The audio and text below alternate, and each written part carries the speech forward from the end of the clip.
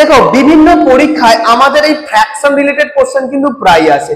যেমন এই কোশ্চেনটা তোমাকে চারটে ফ্র্যাকশন দিয়েছে, তার মধ্যে তোমাকে লার্জেস্ট ফ্র্যাকশনটা বার করতে বলছে, কোনো পরীক্ষা বা স্মলেস্ট ফ্র্যাকশনটাও বার করতে বলে।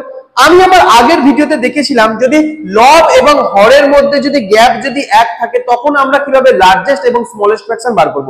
আর এই কোশ্চেনটা দেখো যে ভগ্নাংশগুলো দেওয়া আছে, এখানে লব এবং হরের গ্যাপ কিন্তু এক নেই। তাহলে এই কোশ্চেনটা কিভাবে আমরা ইনস্ট্যান্ট আনসার করব দেখে নাও। দেখো যে ভগ্নাংশগুলো দেওয়া আছে সেই ভগ্নাংশগুলো প্রথমে আমি আরেকবার লিখলাম। দেখলাম আছে 2/5, 5/6, 11/15 এবং কত হচ্ছে 7/8। আচ্ছা এবার আমাদের কাজ কি হবে বলতো? এবার আমাদের কাজ হবে হচ্ছে কোনাকুনি গুণ করে। দেখো 2 এর সাথে যদি আমি 6 কে গুণ করি কত হয় বলতো? 12। আর 5 এর সাথে যদি 5 কে গুণ করি কত হয় বলতো? 25। আচ্ছা বলতো 12 আর 25 এর মধ্যে বড় কে?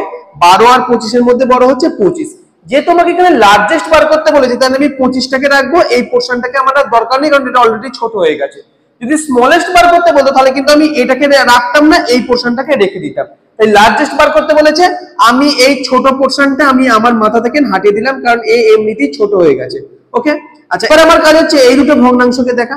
দেখো 5 আর 15 কে গুণ করলে কত হবে বলতো? 5 15 75।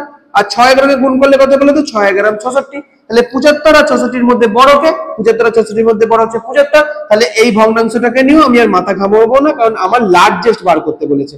ওকে, আচ্ছা আমার পড়ে রইলো কে পড়ে রইলো? আমার কত? 5/6 আর 7/8। এখন 5 এর সাথে যদি 8 কে গুণ করি 5 এর কত হচ্ছে? 40। আর 6 এর সাথে যদি 7 কে গুণ করি 6 7 কে কত হচ্ছে? 42।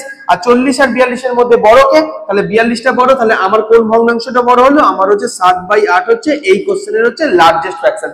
যদি স্মলেস্ট বার করতে বলতো তাহলে তোমরা ঠিক একই ভাবে যে গুণফলটা ছোট হতো ওটাকে রাখতে, বড়টাকে আমরা মুছে দিয়ে ক্যালকুলেশন করতে। বুঝা গেছে?